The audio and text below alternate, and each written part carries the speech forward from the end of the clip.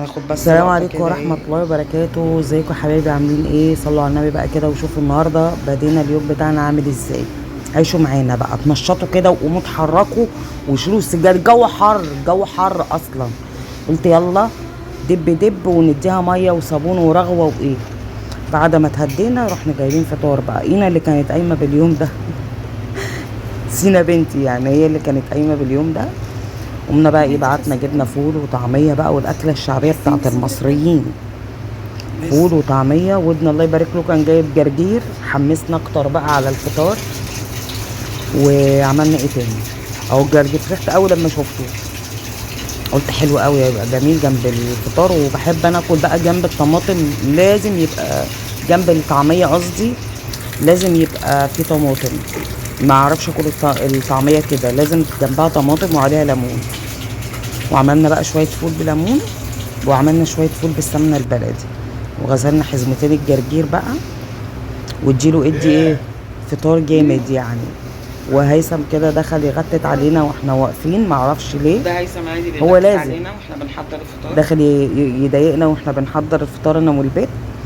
طلعنا حته الجبنه دي انا جايباها من على جروب على الفيسبوك.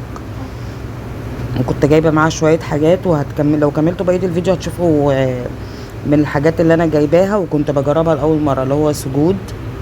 صلوا على النبي بقى كده وكملوا الفيديو للاخر عشان نشوف موضوع سجود ده ايه. انا اول مره اجرب الماركه دي، واول مره اجرب سمك فيليه ومتبل. يعني مش كفايه ان هو فيليه، لا متبل بقى كمان، وتاخديه تطلعيه على التحمير على طول.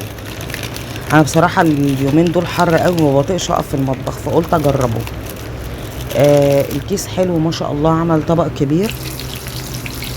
وكنت مرعوبه جدا وانا بجربه بصراحه. ما بحبش الحاجات المتبله دي، دايما تلاقيها عجينه من جوه مش لحمه. زي البانيه والكلام دوت بيبقى عجين، مش بانيه ولا فراخ، لا عجينه. فكنت قلقانه منه قوي.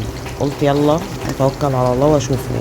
حتى اول ما طلعت اول طلعه من الصينيه من الطاسه كده بعد ما حمرت، ما كنتش صابره. رحت فتحاها لقيتها ايه، جواها نساير لحم. قلت ايه، لا كويسه حلوه يعني، مش خساره فيها الفلوس ايه للي مستعجلين. مع ان هو الفيليه اصلا مش مستاهل، بس ما اعرفش هي هبت كده وجبتها وخلاص. قلت يلا هجربها وخلاص واشوفها. فلقيت لا جواها نساير لحمه حلوه وبيضه وزي الفل بصراحه، وتتبيلتها حلوه. حتى يعني مش حادق ولا الكلام ده. يعني انت كمان لو عايزه تزودي ملح زودي، بس انا ما زودتش. كنت عامله بقى، ياسمين كانت عامله جنبه شويه سلطه وشويه سلطه طحينه. فكان الحياء حلو ماشي مع بعضه يعني، شويه رز ابيض. فلا عجبني بصراحه، بس مش هكررها تاني يعني، حق ربنا. ده لو انا مستعجله، لو انا مثلا وانا جايه كده خلاص وهو فاضل حاجات بسيطه ولازم ناكل، لازم ناكل دلوقتي، ممكن. انما هو الفيليه مش مستاهل، ده شويه توم وشويه التوابل ودقيق وخلاص. فبصوا بقى، سلطه الطحينه كانت حلوه قوي، كانت عاملاها جميله قوي ما شاء الله. ياسمين كانت عاملاها حلوه قوي. الدعاء ده حلو قوي يا عيالي، احفظوه وقولوه دايما وانتوا بتعملوا اكل، ان هذا لا رزقنا وما له من نفاذ. ربنا يديمها نعمه يا رب علينا كلنا، وينصر اهل غزه يا رب، ويطعمهم يا رب وينصرهم. ما تنسوهمش من الدعاء. وهنا كنا حاطين الاكل بقى، وكنت برضو ايه برضو عايزه اوريكم ان هو طلع حلو، مش مصدقه.